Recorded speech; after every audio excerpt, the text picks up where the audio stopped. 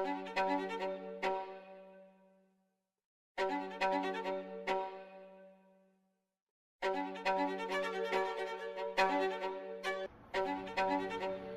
my name is Ebony. Many of y'all may know me as Officer McDonald. I was a former correction officer at Rikers Island. I worked at GMDC, West Facility, AMKC. I did one day at EMTC and OBCC. I'm a sweet and kind officer. Y'all know I was always smiling if you knew me. I'm sweet outside of work, sweet in work. I didn't put on a badge and a uniform and get a power trip. I was always respectful to both officers, inmates, anybody I encountered. So let me share one of my experiences on one of the posts. So I walked on this particular post. This was a post that holds 50 inmates, male. I never worked with the females, so male inmates by myself, top tier, bottom tier. One of the worst housing areas. So typically, all inmates know I'm by the book. If it's the rules say do this, that's what we doing. We just follow what the policy says to do. So what the inmates tend to do is they would have things in their doors, cell doors, to prevent it from closing, fully shut and closed, so they can go in and out whenever they please. But that's against policy. For safety reasons, so I would walk down and I would remove anything that was obstructing the door from fully closing and being secured.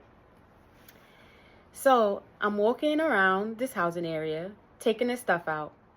And what some of them would do is they would have these blue buckets, because the door slides like a shower door. It doesn't open like a regular door, it slides. So what they would do, they would have like buckets and stuff in the door and stand in the door frame. And whenever they stood in the door frame, because they know like me compared to their size, they know I'm not moving them. So what I would do is I would take my foot, because I have these boots on, if they had buckets in the door, and just real hard, I would go, BOW!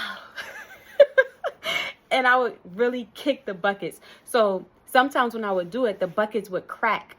So some of them knew they didn't want their buckets and stuff cracked. So they would just move it and just close the door just to stop the issue, stop any problems that can happen, potential problems. So I'm going around, I'm doing this. I go up the stairs to the top tier. I get to this one particular inmate. He's standing in the door, and you know, I'm moving his stuff. He has the bucket in his door. So I say, move the bucket. He's like, no, I'm not moving it. I'm like, the bucket can't be there. You know, you have to take it out the door. He doesn't want to listen. So I take my foot. Pow! But he did some type of maneuver with his leg, and I kicked him mad hard in the leg. So he's like, yo, miss, you just kicked me. So I'm like, I'm kicking buckets. He's like, no, but you kicked me. And I got a witness. So there was another inmate standing on the side. He's like, I got a witness. Yo, bro, you seen that? So the other inmate is like, I don't know why y'all do this. Y'all know she want her doors closed. Just close the door. He was like, nah, but did you see that she just kicked me? He was like, don't put me in this. Don't involve me in this. So now I'm telling him to move the bucket. He don't want to listen. I don't go back and forth and argue. So I say, you know what? I'm just going to generate an infraction. And I just walked off to go about my business. Now, an infraction is like a ticket. Like if you're driving, you do something wrong, you get a ticket. In jail, you do something wrong, you get an infraction. Now he's following me. I need to go to the clinic. I need to go to the clinic. I'm not paying him no mind. I'm taking all this stuff out. Now, rest assured, if he was really hurt, I would have got him to the clinic. He was fine. Trust me when I say he was fine. These guys get paper cuts and want to go to the clinic. He was fine. So I'm finishing my tour. I go to the desk. He's following. Take me to the clinic. I need to go to the clinic. I'm updating my book. So he goes to the A officer, which is like a small office near the post. And she asked me, do you need me to call the clinic? I'm like, he's fine. So now, every 30 minutes, I got to walk around and do a tour. So I say, you know what? I'm not going to go back and forth with you about this bucket. So I'm just going to write an infraction. I'm going to give you the instructions. I'm just going to write an infraction. Look at the time for each time that I gave these instructions and you don't listen. Now, at the end of the tour, if you want to have 6, 7, 8, 9, 10 infractions for the same incident, that's on you. So he was like, you think a supervisor is going to serve all of those? I was like, perfect. Don't worry about it. Just know that I'm just going to give it to a bunch of different supervisors. Now everybody can take care of an infraction. So he storms off mad. So then later on, the supervisor comes on the post.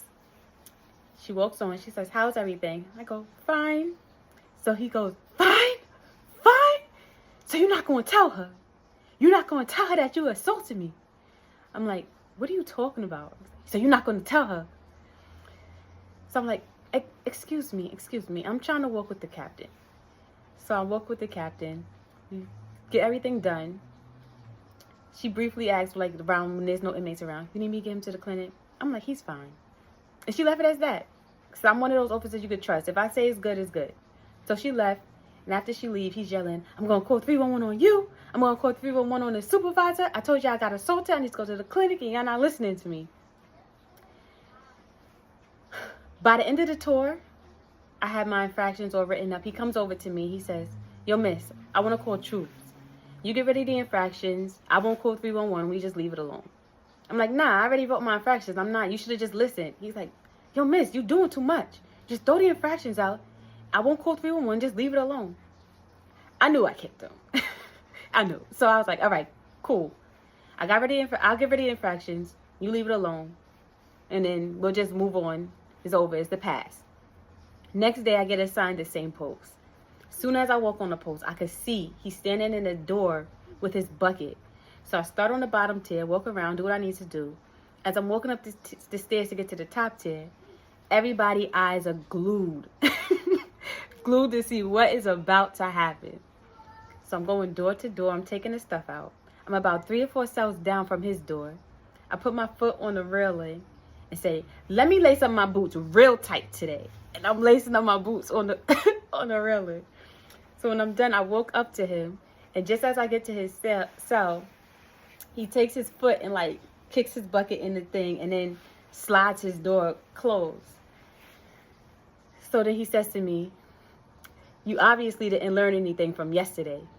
And I looked at him and I said, and obviously you did.